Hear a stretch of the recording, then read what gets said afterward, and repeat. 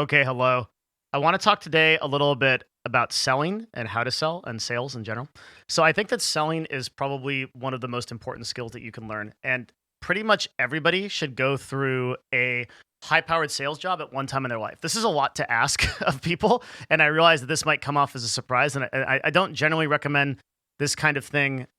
A lot of these kind of things is like blanket type of stuff. There's very few things I think like are skills that people should learn no matter what. Like I think there's like meditation, there's like some form of like martial arts or conflict like resolution, and like as far as like business skills go, the one I'm going to start with for this type of talk is sales. I think sales is super duper important because it teaches you conflict resolution, it teaches you confrontation, which many people in business can't deal with.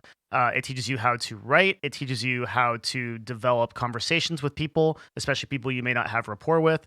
And there is just so many aspects to business that I think come down to sales. Sales, to understand sales from a sort of macro perspective, every single company comes down to sales. And if you can sell, which means like you can get a product or service in another person's hands and get somebody to pay you for that, if you can sell, you can do anything. It doesn't matter what. And so for this reason, applicable sales knowledge is something that you can always go to a business with. Like ultimately, if everything else that I have in my black book of skills fails, my selling knowledge will carry me to a 100K a year plus job. Right, because I can prove I have a track record of selling products or services, whether it be and the more diverse you get in that point, the better. So I've sold everything from direct deals, I've sold RFPs, contracts, influencer deals. I've sold merchandise directly or my own. I just have a huge list of just stuff that I've gotten people to buy from me for. Okay, and it's because I'm gonna try to talk a little bit about like the importance of that,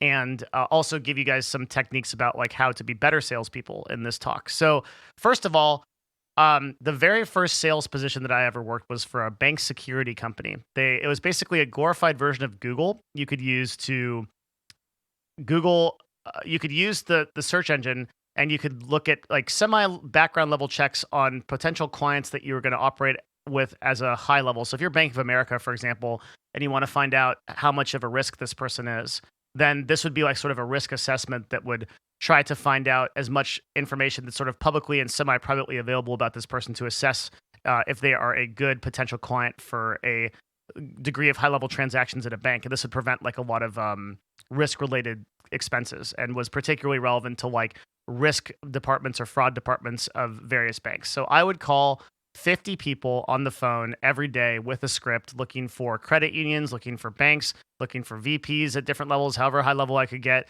And I had to go through gatekeepers. It was the only time in my life that I was doing Monster energy drinks, and I was trying to figure out like how to like keep awake and like make phone calls, just pounding the phone 6 days a week, like just Monday through Saturday, excluding federal holidays because banks aren't open, and just trying to get sales, just trying to sell a product, which was a flat price and then like a subscription service. So that job taught me so many things. And one of the phenomenal things about sales positions is that the vast majority of sales positions can start at entry level. So pretty much anybody can go over to a car dealership and you can join. You can go there. No matter what kind of skills you have, they'll take you in because you'll get paid minimum wage and then you'll be based on commissions. So this is a great opportunity to learn in a high powered environment. Any kind of cold calling or insurance sales, any kind of thing like where you're in a call center is really entry level. And so anybody that is in their like low 20s or even higher and you're just looking to try to like learn the skill can take a part-time or full-time commission-based position. And what I would say is many people look down on sales jobs because they pay very low as a base rate, and they pay very high for people that are rewarded. And they also have what many would consider to be predatory commission structures for people that are salespeople. What I would say is that the way to approach sales positions is not like I'm going to make the most amount of money possible, because you're always inevitably going to be making more money for whoever you're working for, since the person that you're working for has done a calculation where they understand their ROI and can pay you a certain commission against like whatever their earnings are, right? So they're always going to be making more money than you, obviously. And many of these like larger companies are selling contracts where like you might get paid minimum wage and get a small bonus commission for selling some kind of insurance, but they might have made $1 million selling a policy on you. So there's all kinds of it's not really a great Like ultimately, if you're a very good salesperson, you can stay in sales all your life and make a ton of money. Particularly if you're working at a like I'd say like a small to medium sized company level. So the salespeople within our agency, for example, make quite a bit of money, and are rewarded handsomely for their commission, as well as a pretty aggressive base salary. But that's sort of a higher level of sales. Like you have to have some kind of like established work in sales to be able to do that. I wouldn't be focused on like, oh, I'm going to make a ton of money in entry level sales. I would say that you want to learn the skills, learn the script writing, learn the copywriting, learn how to maintain clients, learn how to follow up, learn outbound, learn how to look at different places like Craigslist and like if you're in like the used car dealership like business, like can I look at like other verticals like Craigslist or things like that to like try to sell. If you're trying to build a business or you're doing like content creation, like how do I sell to a community? How do I sell directly to people that are my subscribers that already know and like and trust me and provide value to them? Okay, so that's like how to kind of think about sales as like a learning opportunity. I'm going to say again that I think that every single person should have some kind of sales job or background for at least 6 months, if not like a year, and that this is a period of time in your life that you will never regret for the rest of your professional careers. Everything I've done that's all sales oriented has been worthwhile, and the more that I spend time talking, learning about sales and hiring salespeople and developing sales, the more that I find out it's important. Okay, so that said, let's go over some things that I think are really important to sales. Well, the first thing and the core sales concept is on any product or service, right? Sales is about providing value. And I think there's an internal calculation that you can make, which is an ROI calculation, return on investment, of how much X are you multiplying the cost of your service or product. So if your product costs $100, are you giving $200 of value, $300 of value, $400 of value, $500, whatever? Are you 5Xing what, right? And as a general rule of thumb in sales, you always want to be able to demonstrate at least 2 times the value of the product or service that you're offering. So what do I mean by that? So quite simply, if you pay $5 a month for this Patreon, I am fully confident that you will get $50 of value out of it, right? I think you'll actually, for a lot of people that are like business owners or content creators or people like that, you will get much more, up to the many hundreds of dollars worth of value. I'm confident in that because I'm providing videos and I'm providing different services through Patreon that I'm very convinced will be will provide that kind of ROI. This is business knowledge that you normally need to pay hundreds of dollars for courses for, and it's really rare to get in front of somebody that's actually able to like explain these things and learn it all in like one place. So I'm very confident in that value. 'Cause similarly, like if you take up consulting with me at $500 an hour, which might seem like a really high amount of money, and it is, right? I'm extremely confident that for the clients that I take, there's many clients that I have to decline because I don't feel this way. But for clients that I take, they will absolutely get that value back. For example, if an esports client messages me and says, "Hey, I'm looking to hire out my first 5 people. I think they should be these roles." Like this is actually something that just happened to me, right? And I say, no. Like you should not do that. Like you should be hiring these roles first because I've been through that and I know like exactly what those roles that you should hire. I've probably saved that person $50,000 to $100,000 of value in less than an hour, in 10 minutes of telling them something like that, right? And that's just one example. So you can save people thousands and thousands of dollars, or you can provide thousands of dollars of value. It's not always objective. There's entertainment value. There's like, can you provide more than a movie ticket, right? Probably.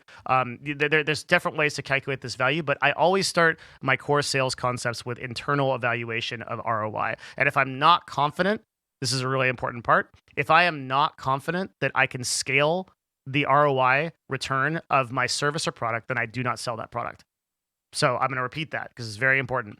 If I am selling a product or service and I do not feel that I can get my ROI back from my customer, I will not sell that product. That also means that if I'm working a job where the company that I'm working provides a product or service that I do not feel like provides ROI, I will not work for that company. And that's because I don't think that that's a transaction that you can ultimately ever parse. I think that you always have to create value for your customer, or this entire core process breaks down. It doesn't really matter what else you do. Sure, there are different sales techniques some of which we'll go over in this video that apply across the board. But ultimately, if you're not providing that return on value, at least one to one, right? At least if you're selling a product for $100, they get $100 of value out of it. If it's below that, then I think you're in the unethical sales like type of pocket, and I just don't think that's good.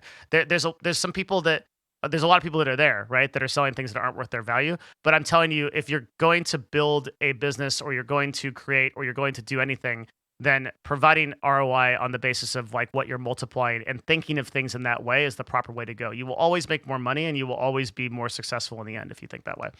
So that's just my like I think pillar of any kind of sales concept. So from there, there's going to be just a couple of things that I would say as a kind of breakdown, real quick, of like what I would do to be able to improve your kind of sales strategy. So in every sales conversation, there's a conversation in the head of the customer. And Jay Abram, who's he wrote a book called Everything You Can, Getting Everything You Can Out of All You've Got, which I think is one of the best sales books ever written and slash marketing books. And in his book, he exemplifies the situation where, let's imagine that you are in a hardware store and you're working for a hardware store. A person comes into the hardware store and they say, "Hey, I want to buy a drill." Okay. And then you sell them a drill, and then they leave. Did you get a successful sale? Did you maximize that sale? So you got a successful sale, but you didn't necessarily maximize the sale. Well, why not? Well, because you failed to enter into the conversation in the head of that customer. You may think you did, but what actually happened was that customer came in not looking to buy a drill. That customer came in trying to make holes. That was their objective. So there might have been a better thing to sell them. There might have been an upsell to sell them. There might have been something that could have solved their problem better.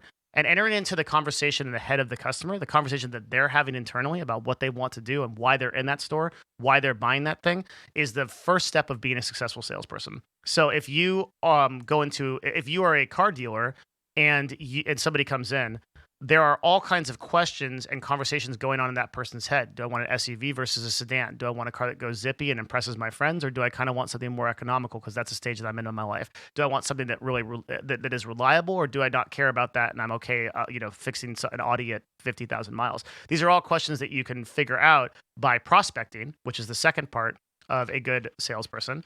Prospecting is asking questions to your customer,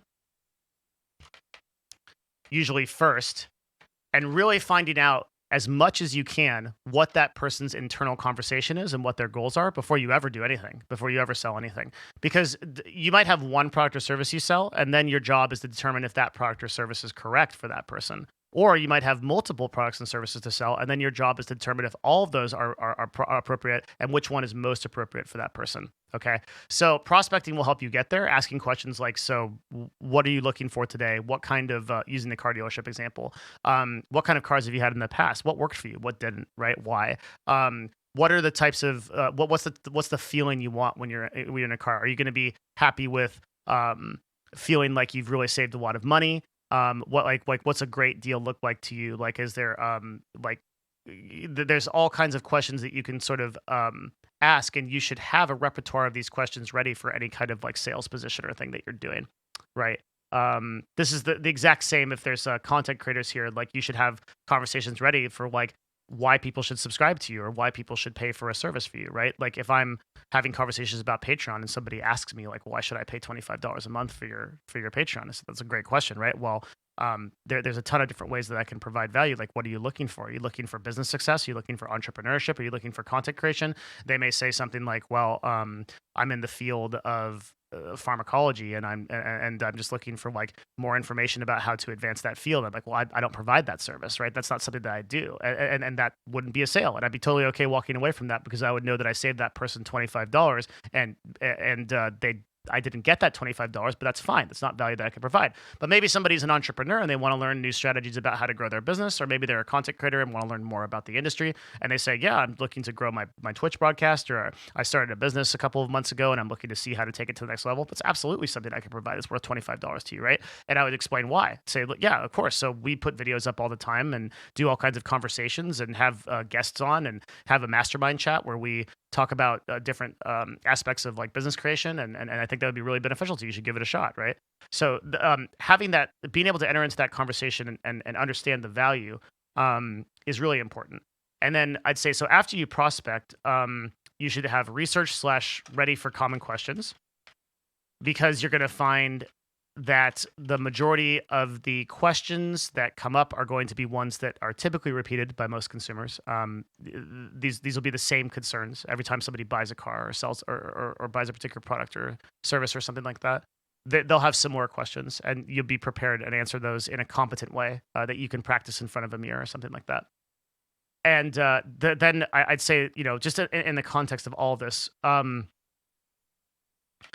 I'd say solve a problem, right? This is a really classic sales advice, but I kind of want to explain a little bit more about like what it means. When I say like solve a problem, I'm saying um, you don't want to sell a product or service from the standpoint of like, okay, now this person has a product or service. You want to solve a problem that they have. So maybe their problem is that they can't get to A to B with the car example, which I'll keep using. But maybe their problem is like, I just don't feel like a person like I've been working a long time. I've collected a lot of money, but I don't feel like I'm represented in society in a way that like really exemplifies my value. Maybe a really like flashy sports car would do that, make me feel like incredible, like that I worked for something, that I earned it, right? And like finding that conversation in somebody's head, that's a problem that they have, and that solving that problem really good. Like that's like then you start like you totally change your sales strategy, right? Because they may not care about the features of the car if it has a USB port or something like that. Um, they might care about like how other people look at it. You could say, look, like this is one of the most like well-renowned like cars. Like people love like seeing people in these cars, tell stories about that, right? Storytelling is very, very important in sales. And or it could be something like when I was recently shopping for a car, which I think is why I'm bringing up these examples so much. I just liked Android Autoplay. So, it's a service that comes standard in almost every vehicle, and I was like, oh, does it have this? Like, can I charge my phone and like put maps on this and listen to music? Yeah, great, right? I care much more about like A to B than I do like any kind of like flashiness or something like that. And so people may surprise you with their questions, and the value that they have in their head may not be related to like what you determine that value to be. So if you are selling a $30,000 car, like they may be caring about a $15 feature that pushes them over the edge. So that's why it's so important to enter into that customer's head, because like that's like the kind of that's like a truly good salesperson like really understands what the customer is after and then crafts their messaging to meet that customer's needs. Okay. So after you've researched and you understand that, let's see. I want to go into just a couple of like just like skills that you can have that are related to sales. So I think number one is improv classes. And this may come off as a surprise, but I think anybody that's like really serious about entering into conversations or wants to think on their feet should take improv classes. They are phenomenal, and they really teach you how to like respond to things that you don't expect. So improv classes are also something that I recommend for content creators, full stop. I think it's and I don't exaggerate when I say this, it is the singular most useful thing that a content creator could do to improve their content, which means to improve their actual stage presence and their entertainment value. Improv is the best thing. I've also taken speaking courses, and if you look at how I speak now versus how I spoke over 8 years ago, it's completely different, like way less pausing, way less qualifiers that don't matter, and much more value. Now I'm conscious of how I'm speaking, so it's worse, but you get what I'm saying. So improv classes slash like speaking courses are very good. Many people will always judge you based on how you speak. And even if one of the things that I have worked on a lot is not just being an authority, but sounding like one. So yeah, I think it's true that I know quite a bit about these things, but it's also true that I sound like I know quite a bit about it. And so I could probably be saying there's a lot of people that, have you ever seen those people on YouTube that just like, they have like 7 skills to becoming a millionaire, and then it's all bullshit. Like none of it like really applies. It's all vagary. It's like, oh, like, just really be in the mindset of a rich person. Imagine yourself already as a rich person, right? It's like a suggestions like that, which have no value, right? Like that doesn't mean anything, but they sound like they know what they're talking about, get millions of views and upvotes. Like I make sure that I actually have substance behind what I'm saying, but I also know how to bullshit, and I'm very good at like bringing up things that I can make me sound like an authority when there's actually nothing behind it. So improv classes and speaking courses are how I got there and how you can too. The second thing I would say is learning to build rapport, which is almost a secondary of this, but that's like can you relate to this person in some way? Can you tell a story? Like, for example, I was talking to a publisher and they mentioned they were from San Diego. I also grew up in San Diego and just like brought that up, like immediate rapport, right? We're both California dudes. So just kind of a nice thing. And I'm not like intentionally looking to like slime my way in. Like I'm trying to legitimately build a rapport or friendship with this person because I care about their value as a human being, right? So I'm not talking about any of these techniques as like ways to sell something out from under a person. Like no, like if I'm interacting with someone, I want to genuinely build rapport with them and add value to them, right? Which goes back to the core sales concept above here. Next to the skill is mirroring. So this is something you may or may not have heard of, depending on like how involved in self improvement you are. But mirroring is a great skill. Look into if you go into YouTube and type Tony Robbins mirroring, he'll have a talk about this. Mirroring is when you are interacting with somebody. You can do this either a Zoom call or it's better in person, and you see how they are moving and how they are interacting with you, and then you try to mirror them as you talk to them. And you'll think that they're going to notice this.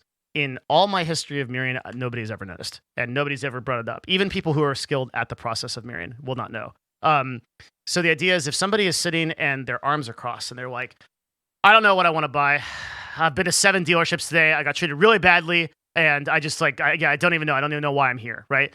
You're going to want to mirror some of that energy a little bit and be like, yeah, man, I don't get it, man. Like, I don't know what it is with dealerships, dude. Like every time I try to go into one, I was just trying to buy a car the other day, and like they just totally ignored me. Like they just don't need my service. Like, and then the customer will like immediately understand in their mind, like, oh yeah, like that guy understands me. Like, right, he's my energy, right? Because if you come at that person, and you're like, what you might be tempted to do is be like, okay, well, no problem. Yeah, like we're a little bit different over here. Like that I'm telling you, won't build that rapport, right? That rapport comes from that singular energy. If somebody comes in super excited, like, hey man, I'm really excited to be here. Like this is my favorite cars. You go, all right, let's go. Like I got a bunch of stuff for you, right? Maybe somebody comes in a little bit more calm, like, hey, yeah, I'm just kind of looking around. Like, don't really know what I'm looking for. Like, okay, yeah, well, we've got some options that maybe we can show you, right? Like immediately, you want that subconscious, like, that underlying level of like, oh, like this person understands me, like this person is related to me. And you can try this out with people where if you bring like a lot of energy into a conversation, which I'm apt to do, when a person is just not there, they will really back off from that a lot very quickly. So mirroring is a super good concept, and I encourage you to, I think Tony Robbins has the best content on mirroring, and I encourage you to look into this. It's generally a very good skill for people overall, is this kind of mirroring concept. In fact, all these concepts are. So, mirroring's really good, and matching the energy of the person that you're in. And then after you do these kind of things and you've sort of like entered into that space, you then go into the solving the problem part, right? A lot of good salespeople, they spend their entire time on these 3 skills, and then they don't even go into solving a problem, and they're fine. They get the sale because ultimately you want to buy from people you know, like, and trust, right? So if you really vibe with this person and you relate to them, this is one of the reasons why a lot of top streamers on Twitch or YouTube, I think gets so much support in the tens of thousands of subscribers, because a lot of the top people like Asmongold or Soda Poppin or people that are these like are just kind of like dudes. Like they're just kind of gamers, and you just kind of relate to them as like your own sort of thing. And in the same exact way, if you can relate to people, that if you can find a way to relate to the people that you're talking to, this is very good. So yeah, I think that's all I want to talk about with sales. I think these things have sort of all of their own sections within them, but this gives you like a really good primer in kind of 20 minutes on like how to get started on sales. I'd really think about the process, and I'll do more talks about this kind of thing. But for now, I think this is like a really good intro to sales type of thing. Consider getting a sales position, really. Even if you think that it's not going to be like a big money maker, I think it's one of those things that will multiply your value over time. And if not, then at the very least, consider taking on some of these skills and researching more into some of these things. The Tony Robbins mirroring reference is one of the ones I had, and then another one is that Jay Abram book, getting everything you can out of all you've got, which you get on Amazon for $10. It's worth its weight. It's in gold. It's thousands and thousands of dollars of value. One of the best books I've ever read. Okay, so hope that helps. Talk to you again next time.